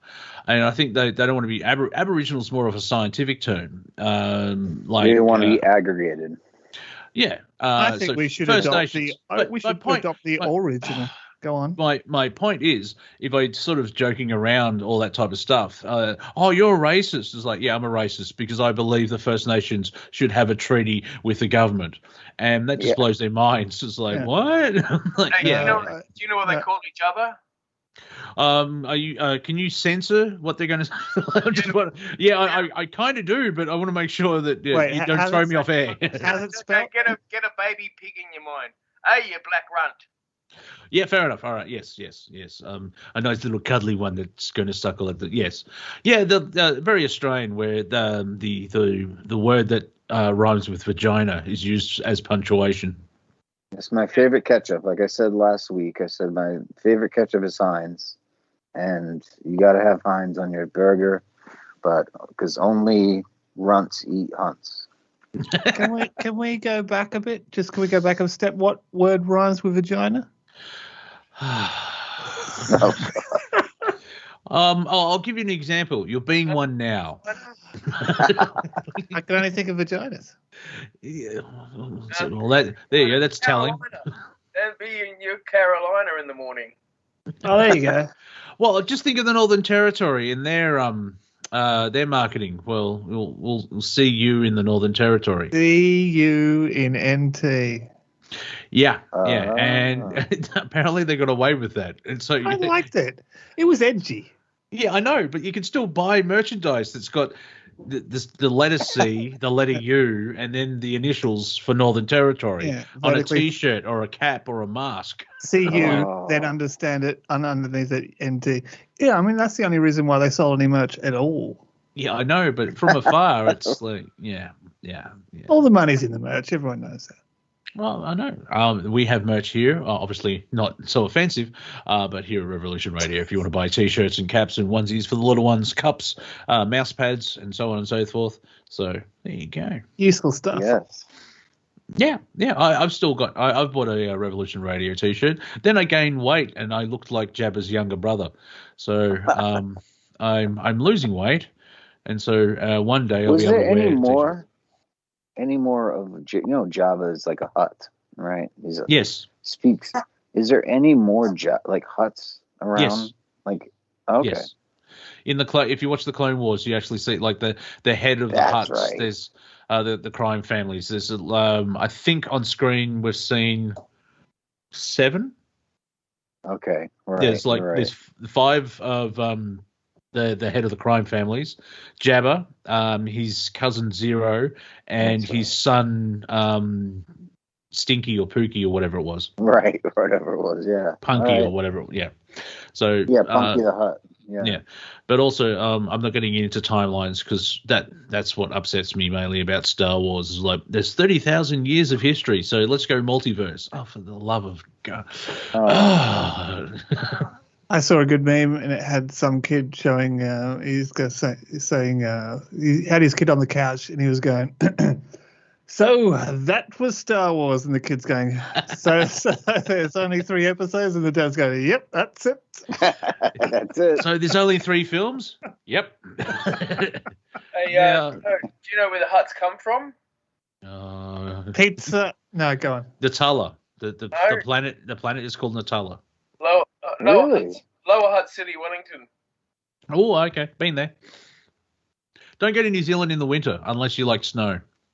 That's good. I do. Yeah, snow's awesome. Yeah, if you like snow and cold, you can go to New Zealand. I did that when I was 16, and we went in winter. And I'm going back in the summer. Way too cold. It's got to be like nothing out there, right? I mean, well, no, it's good pair of gloves. Well, I don't know. Have you? Oh, there's this film that was made there. What's it called? Lord of the Rings. Yeah, that's it. Yeah. If you've seen that, most of that, half of that is CGI. The other half is actual. That is New Zealand. That's why New Zealand worked so well for Middle Earth, because it's just, oh my God. And there's only 4 million people, 8 million sheep, and a horse is their prime minister. Yep, just one. Yeah. Hey. Yeah, always votes for the negative in Parliament. Nay. But that's your bill. I saw an interesting. I saw him. What's her name? Arden. I saw an interesting bit of footage of her punching bongs. Really? Yeah. Or on the crack pipe. Yeah. I don't know. Does that matter? Do I think that should rule her out of a position like that? Not necessarily. No. I think it's the connections to the Freemasons and the Fabian Society. That's more of a problem. Yeah. Now we're talking. Yeah.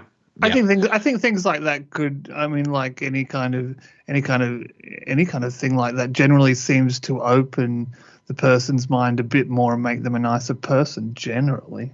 Yeah, well, if they stop, if they keep going. Fair call.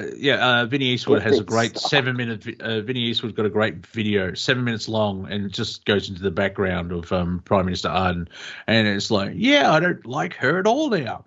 And also, in her infinite wisdom, she requested the Taliban to respect women. And they were like, sure. Yeah. Sure. We weren't going to. Sharia law. Okay, we will now. Yeah, we'll post it on Twitter. Yeah, that horse lady from New Zealand's upset. Okay. So that's interesting. The whole, just picking apart the whole way the US came out of Kabul, Afghanistan. Kabul. It's got to be orchestrated, in my opinion. Well, the whole thing. It wasn't. Before that even happened, there were talks about, what's going to go on with the CIA's opium trade and all that kind of stuff, which was probably the main reason for staying there, apart from just making money off rebuilding and stuff like that. There was very, very shortly after that, there was kind of a couple of stories that China's already moved in to negotiate this and that and this and that. Oh, hello, Ospaul. So is it intentional to move out in a fashion like that, so you then leave technology that can be traded for whatever, because that technology can then be reverse engineered to then I agree. Well, in a way, it's interesting that they were spending up to $98 billion a month, and that's roughly $3.3 billion a day for 20 years. It's crazy. And technically it was an invading force. So, and Afghanistan's had a couple of hiccups along the way. I mean, it's called the graveyard of empires, for gosh sake. You're not gonna. And so the Taliban is actually parading around with all the US military gear that they have, showing it off that Biden given. I do find it fun. They blame Trump. It's like, you had 8 months. It's not Trump's fault. That's actually in War Machine, where Obama said. Now, it's in the book, so I don't know if it actually happened in this reality. But we're sending 30,000 troops, and in 18 months they'll be coming back. And from a military point of view, they just said the enemy just has to wait for 18 months because we're leaving.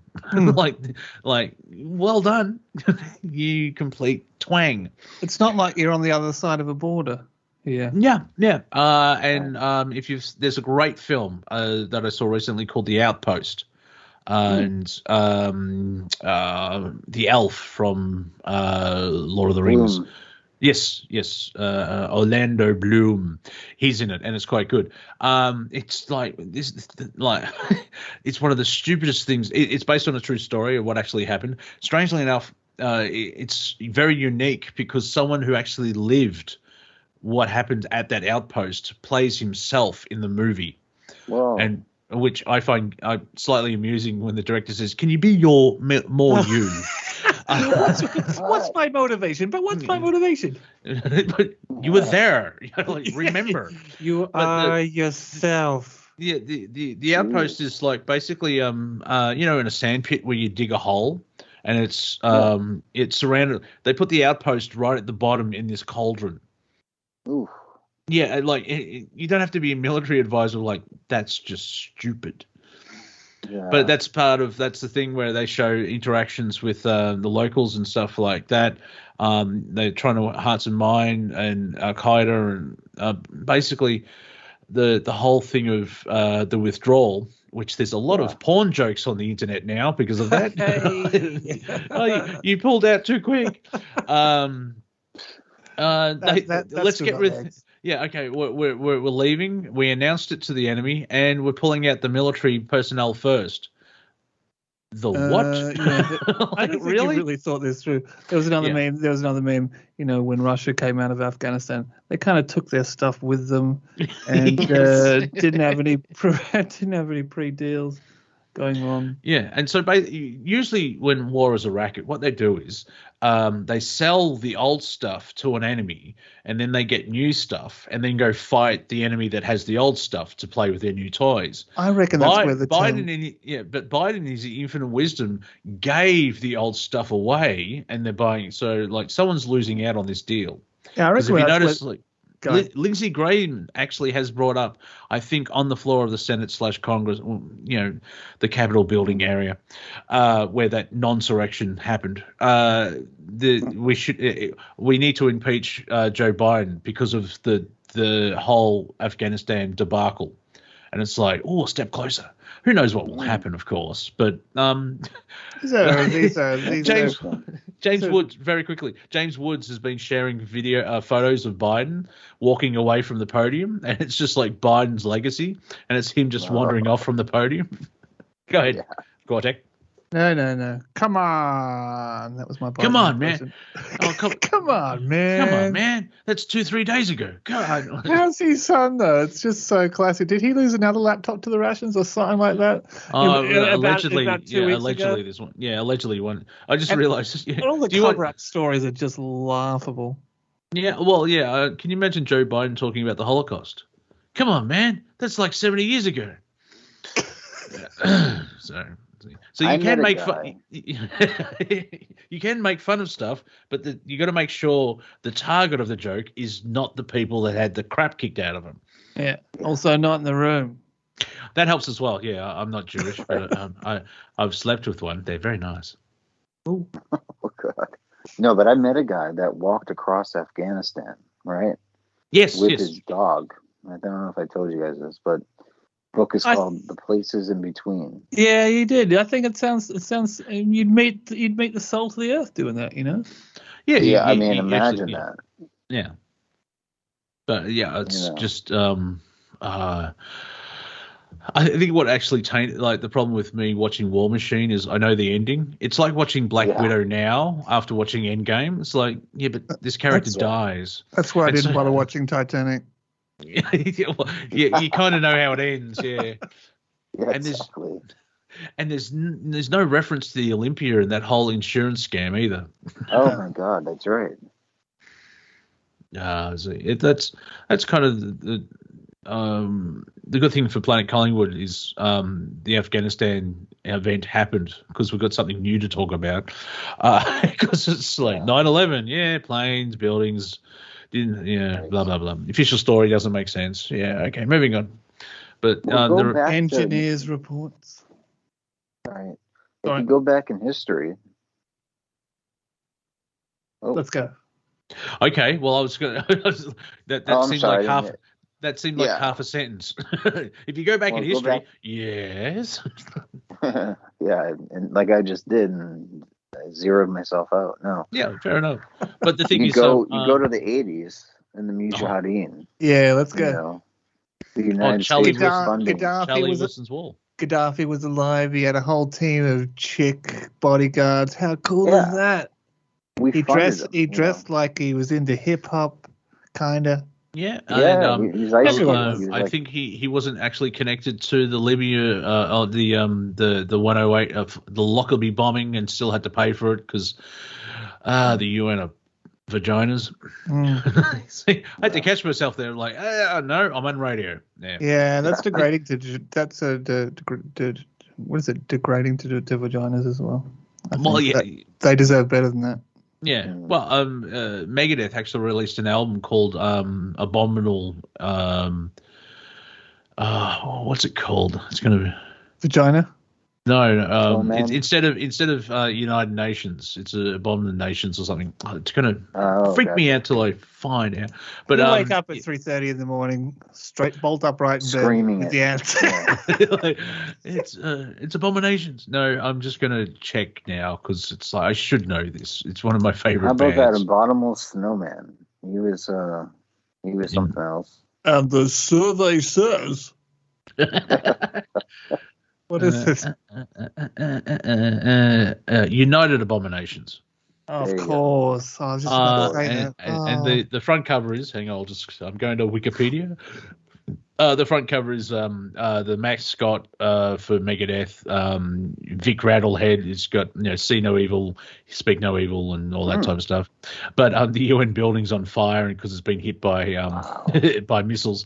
And strangely enough, someone in the UN got upset. But Dave Mustaine, the main dude from Megadeth, was pointing out, but all this stuff has happened. And there's like little like there's vocals and choruses and verses, but there's spoken bits as well. Where were they when blah blah blah? I think 46, 47, the United Nations have been around. The idea was to unite the world. Let's look at how much military conflict has been around since. Well, not even just intervention or Israel's trigger happiness and like all the constant. Well, Korea for starters. There you go. I don't think that they're not working out that well. That's what the point is. No, they're not panning out at all. Well, the Security Council, that's where the power is. Or Saudi Arabia's on the Council for Women's Affairs or something. Yeah, this ridiculous and then the Security Council are all the countries that make weapons. Yeah, exactly. What? Hey, that's why we're the Security Council. They're the nuclear powers, for the most part, except for China. Yeah. Well, China might be now too. Yeah, but I don't know where the video is, but China may be in trouble as well because. Well, if you think about it, like I was going to say earlier, if you're in a battle with China, vote with your wallet and stop buying their things. That's now, right. With the shutdowns and pandemic and all that type of stuff, how much is being bought from China? Because I know that supply line has not stopped, but it's gotten smaller or weaker. That's right. That's an interesting point, but I assume maybe it might be even profiting more considering how much profit Amazon's making. Stuff like that. I was going to get to that point as well, but Amazon is making too much money. However, any books or anything else like that, I don't know if they're made in China. They're made more locally. Yeah, that's say true. It that way. Yeah. So it'd be interesting to see what is made in China, what isn't. Yeah. So the whole lockdown thing is just proven like maybe we shouldn't be dependent on everyone else. We should have an element of self-sustainability. I don't think any country should really get rid of any kind of major manufacturing that they do. You mean like here in Australia with our cars? I know the car industry was being propped up for ages, and eventually, it's a private business shouldn't be propped up shouldn't have to be propped up by people. But there's incredible skills that are lost when you don't, though. But you know what? Like you we'll just get robots to do it. Well, Elon's released his. Nigeria, and they have all the Coca-Cola that they that is natural to the land. Hey, if you were the head of Coca-Cola and you were able to make a promotional Coca-Cola that went back into the history of Coca-Cola and actually put cocaine in the Coca-Cola, how much would you sell a buddy bottle for? Assuming each buddy has quarter of a gram of coke in it. Well, it depends on what's the street value of. I won't answer that question. Let's say $100. Well, it's going to be expensive. Let's say the coke value equals $100 worth. But the complaint has been put forward like, there's new vanilla cherry Coke. It's like, leave it unless you're putting the cocaine back in. Leave Coke alone. Really. And you are right. I mean, how much cocaine was in it originally? And I don't think it was quarter of a gram. No. I've only had one sip, and yet I've got to put the glass down. I'm going to tell you about my day. I'm going to climb that mountain. I can't remember what comedy show it was. My heart's beating 100 miles there. They were transporting cocaine in Girl Scout cookies. But there's cocaine in there. No wonder I couldn't eat just one. Those are good. Those Girl Scout cookies. They changed them recently here in the States. Oh, well, I also love the peanut butter chocolates. Those are great. Tag along. Yeah, that seems to be American. I have had it, and I understand the wonder of peanut butter and chocolate. Yes. But I think it sounds pretty good. What accident happened for that to go? Hey, Yeah. Someone got really high. Like, I got an idea. Ayahuasca. Yeah, I've got chocolate, and I'm really craving a peanut butter sandwich. It's the same person Yeah, who yeah. tried to put peanut butter and jelly together, or the same Right. person who Oh, you tried mean to put jam? whatever it's called, and the same person who tried to put avocado and Vegemite together. It's these scientific minds who think, that's just crazy enough to work. So What have I got to Isaac lose? Newton, What have I got to I believe. lose here? A piece of toast. Let's go for it. Yeah. Right. Well, Isaac Newton had the Fig Newton he created. Right. So that whole Apple story is a lie. No, it was a fig. It was a fig. actually, Yeah, it was a fig that hit on you. See, I The told you. Apple- I told you Apple history's industry full of stole- lies. Yeah, the Apple industry stole that early on for marketing. Yeah. Actually, Full it of was a figs. fig a day that keeps the doctor away. Well, That's it right. depends on your aim. Yeah. Yeah, I like that. Doctor, an apple day keeps the doctor away. Well, if you're throwing it properly, yeah. Right. Oh, right in the temple. throw Look, it he's out gone of down like a sack of spuds. Quick, get his white coat and tell people what to do. Start a company Yeah. where you pretend to be a scientist. All you need is a white coat. That's right. I'm a doctor. Oh. I'm going to get funding for what? Geez. Oh. I know. What happens when you give cocaine to frogs? Oh, here's $400,000. Thank you very much. Where are the frogs? What? I have no idea, man. No, we gave you a consignment of cocaine for the frogs. Oh, sorry. I thought that was a signing bonus. I want to see some he's the governments Grateful do. Dead. I want to see some government departments for trivial thinking, things like that. Things that Well, they have done that. Have you seen those photos on the internet where somehow they've given drugs to spiders and their webs are very telling? Stuff like that. Yeah.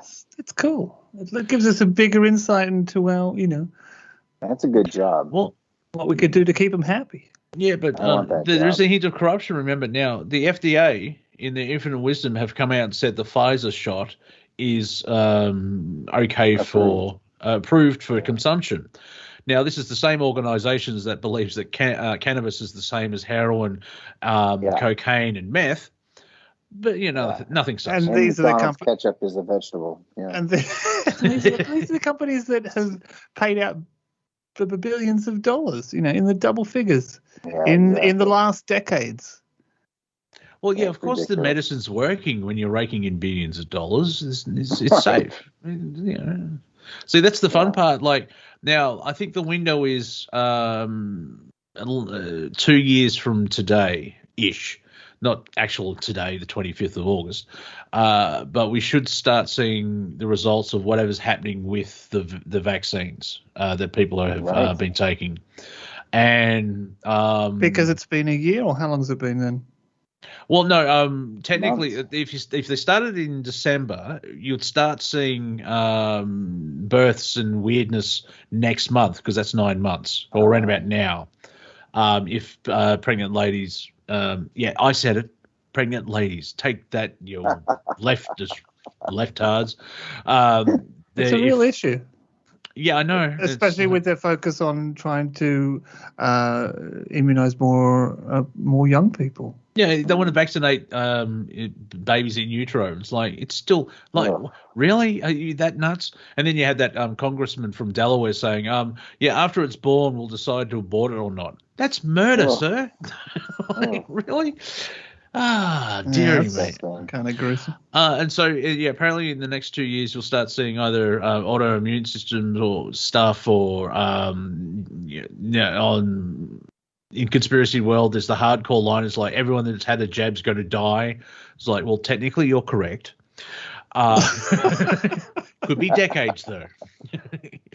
But then on the flip side is like, no, I don't know. I'm vaccinated. All these people, I'm double vaccinated, and I still got COVID. No, really? Yeah. I'm shocked. This is my shocked face. Look, on radio. I heard a fascinating thing where someone said that the inoculations were going to lead to a rise in the Nephilim, or these giants from the Return of the Nephilim. I don't know if you know what the Nephilim are. These sort of They're from the Bibli, and they're sort of linked to the Anunnaki and because that there's that idea of there's an alien race coming back to claim ownership over us or the planet. And I spoke to Andrew Bartzis, the galactic historian, and we laughed for about 20 minutes. Because it's like, well, what about the aliens that are already here? Exactly. Right. Yeah, the people in the inner Earth that have been running the energy farm for millions of years. I use the same joke where, they're going to fake an alien invasion. Yeah, well, that happens. You'll have the real aliens here going, excuse me, can you, who are these people? Can you introduce us? The indigenous. Yeah. Yeah. So there's so much wildness and misinformation. It's like, well, I would say it's your choice of your perception of what reality, because it's a kaleidoscope. Right. That's like they in inverted commas are trying to keep everyone in one form of reality. So like the one world, one corporation, one religion, one currency, or one reality. However, we're all unique and create our own realities. And so, the shape of the planet could be the shape that you believe it is, because that's how you interact with creation. Exactly. And they want to use that. I think it's more the shape of a malformed testicle. You need to leave the house. I do. What did you do this afternoon? I stood in front of my mirror. And thinking about the world. I dropped my strides, and then I checked my planetaries, ladies. As the world turns. I thought, as above, so below. This is kind of like what's going on. It's an eclipse. This is like that. The window's open. Bit of a breeze. Better close that. Oh, boy. There's a thunder. There's an earthquake. Now they're Plutos. Now, are they planets? The mountain range. Something's happening in coming up. We're going to fly by No, it's not Uranus. It's Venus. So, in the next couple of weeks, I think. Yeah, and we're gonna get some artist interpretations of what that looks like. Lovely airbrushing. And since we've got about 4 to 5 minutes to go here at Planet Collingwood, I'm not sure if Pones will be taking up. If the bumper's turned off? Oh, clocks. Well, by the time once I get past the interruptions and finish my paragraph, I think it'll be 4 to 5 minutes. Anyway, I'm human. I can adapt. Yes, swine.